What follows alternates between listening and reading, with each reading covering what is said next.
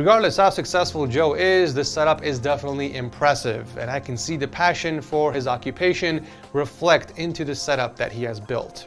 The decor is tastefully done and blends in with the ambiance of the room without being too distracting.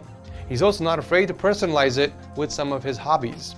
Look, I'm not going to tear him a new hole with the cable management because I know how difficult it can be to manage wires from all of that audio equipment, but I will give him credit for using a rack to keep them off the ground and relatively hidden from the front.